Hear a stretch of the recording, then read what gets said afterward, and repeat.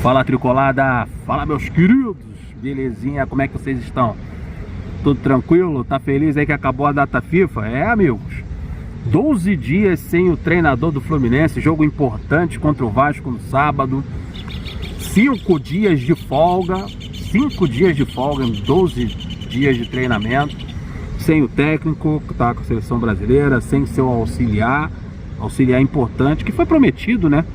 Quando o Fernando Diniz foi convocado para a seleção brasileira, foi prometido que seu auxiliar permaneceria, né, nas datas FIFA dando os treinamentos, e nem isso, né? Não ficou.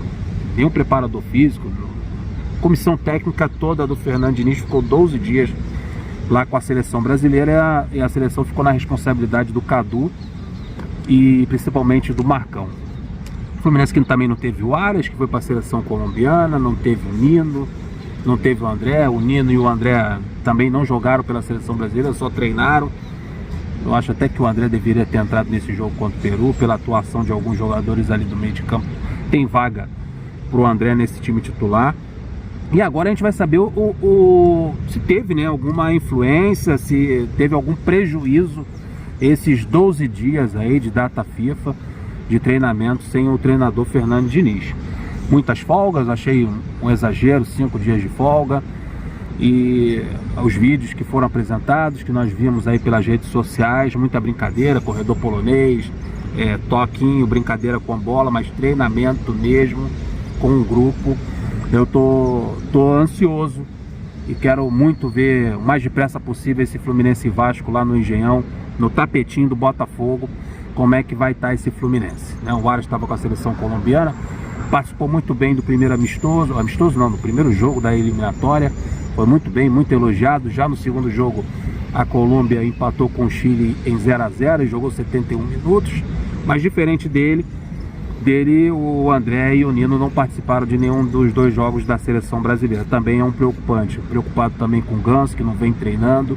Vamos ver, cara, vamos ver aí essa primeira experiência de dividir um técnico com a seleção e dividir um técnico com o clube. Vamos ver como é que o Fluminense vai voltar depois desses 12 dias aí. Tô na expectativa para isso. E o Fernando Diniz, vamos ver. Ainda bem que o Diniz, ele é psicólogo, né? Ele deve trabalhar muito bem a própria cabeça, mas psicólogos também são pessoas como qualquer outra, também sofrem de muita pressão. E na seleção brasileira é completamente diferente seleção brasileira com o clube, e o Diniz está começando a aprender isso. Um Fernando Diniz muito nervoso na beirada do campo. Cara, se ele fica tenso, fazendo aquelas performances na beirada do campo quando as coisas não dão certas, comandando o clube, eu fico imaginando ele na seleção brasileira. E a gente teve uma amostra disso nesse jogo contra o Peru, em que a seleção brasileira não jogou bem. E a gente vê também na imprensa brasileira uma coisa que é bem natural da imprensa brasileira, a dicotomia. No jogo contra a Bolívia, em que as coisas funcionaram, a seleção jogou um bom futebol, ganhou de 5-1, já tinha a gente da imprensa falando: Antiote, fica por aí, não precisa vir não, deixa o Diniz aí, Diniz na Copa de 2026, aquele ufanismo em cima do Diniz, Diniz é isso, Diniz é aquilo, um monte de elogios. Lembrando que o Tite também pegou a Bolívia, goleou a Bolívia. A Argentina foi em La Paz, na altitude, meteu 3-0 na Bolívia. Tudo bem que a Bolívia ficou com um jogador a menos, mas meteu 3-0 lá na altitude, ganhou o jogo. Então Bolívia não é parâmetro para técnico e para ninguém. No jogo contra o Peru a coisa não funcionou, né? O Diniz cometeu alguns erros, que nós como torcedores do Fluminense nós conhecemos desde 2019 e agora no seu retorno. Tem muitas qualidades, um trabalho espetacular, é um ótimo técnico, mas errou na convocação. Renan Lodge na lateral esquerda, Danilo na lateral direita, Casemiro, principalmente nesse jogo contra o Peru, atuou muito mal. Horrorosa a atuação do Casemiro. E o André no banco de reservas, ele poderia ter colocado o André durante a partida, fazendo alterações muito tardias, 40 minutos de jogo, 40 minutos do segundo tempo. Eu senti um pouco também daquela ousadia do Fernando Diniz. Eu estava esperando aquele momento que ele tirasse um dos zagueiros e colocasse o volante na posição de zagueiro, para botar mais uma peça no meio de campo. Vendo a situação de Neymar jogando os 90 minutos, jogando mal, Casemiro, como eu falei, tira um lateral e coloca outro. Não fez um bom trabalho nesse jogo contra o Peru, muito criticado. Aí já muda, né? É que eu falo da dicotomia da imprensa brasileira. Traz logo o Ancelotti, não precisamos do Diniz. É melhor mesmo que o Ancelotti venha. Então é isso. Joga bem o jogo, fica Diniz. Vai jogar mal um jogo, sai Diniz e vem Ancelotti. Vai ficar isso. E espero que o Diniz tenha a cabecinha dele no lugar para saber, para entender que seleção brasileira, a responsabilidade é bem maior do que um clube. Ter um clube, uma torcida só te criticando é uma coisa. Ter o país inteiro pegando no teu pé é outra completamente diferente. E ele estava muito nervoso na beirada do campo. A gente sabe muito bem como é que o Diniz já teve 2 ou 3 expulsões aí no Campeonato Brasileiro nessa temporada, 2 ou 3 expulsões, comandando apenas um clube. Imagine uma seleção, um país inteiro. Então já tem aí gente da imprensa criticando.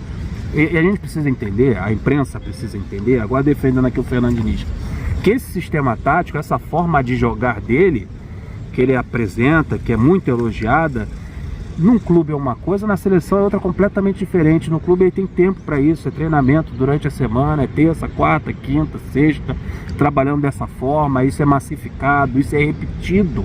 Na seleção brasileira você não tem tempo para isso. Em 12 dias não tem como o jogador chegar e aprender a forma do Fernando Diniz de enxergar o futebol. Isso vai levar tempo, são jogos, são amistosos, até a Copa América. Talvez na Copa América, se ele permanecer até a Copa América, se no combinado é o Ancelotti chegar na Copa América, se ele permanecer até a Copa América, a seleção brasileira será outra, mas ele vai ter alguns problemas aí pelo caminho, e quanto o Peru, ele apresentou um desses problemas aí, com um mau futebol da seleção brasileira no segundo jogo para eliminatórias. Mas a bola parada salvou a seleção brasileira. Fluminense Vasco, no Engenhão, às 16 horas, setor sul, aquele atrás do gol, vai ser destinado à torcida do Fluminense. A venda de ingressos para a torcida do Fluminense começa hoje, começa às 10 horas da manhã, para Vasco e Fluminense. A torcida ficará no setor sul e a venda online será pelo vasco.eleventickets.com, pelo site lá do Vasco, tá? R$40 a meia e R$40 o sócio. O Fluminense conseguiu um desconto aí de 50% com a diretoria vascaína aí para os seus sócios. Então quem é sócio do Fluminense vai pagar apenas 40 mangos. E quem não é sócio vai pagar R$80 para assistir esse clássico lá no Engenhão, no tapetinho do Botafogo. Mas tem uma sequência interessante aí jogando no Maracanã. Que o Fluminense problema de gramado, esse negócio todo, esse bafafá, Vasco, Fluminense sendo multado pela Conmebol. Fluminense de 9 jogos, os próximos 9 jogos do Fluminense, o Fluminense vai ter 6 jogos em casa. Anota aí. Contra o Vasco, né, no sábado, depois o Fluminense pega o Cruzeiro para jogar contra o Vasco no Engenhão, contra o Cruzeiro no Maracanã, depois pega o Internacional pela Taça Libertadores também no Maracanã. Então o Fluminense tem uma sequência de 3 jogos no Rio de Janeiro, 2 deles no Maracanã. Depois o Fluminense vai a Cuiabá jogar fora de casa, retorna, pega o Botafogo e na sequência o Corinthians jogando em casa aqui no Rio de Janeiro.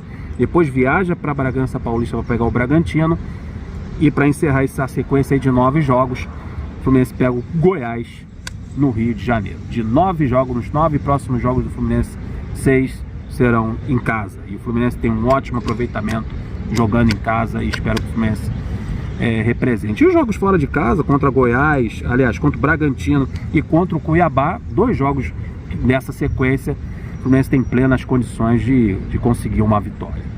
Então, tomar aí 9 jogos, somando a totalidade dos pontos, seria um cenário fantástico para o Fluminense.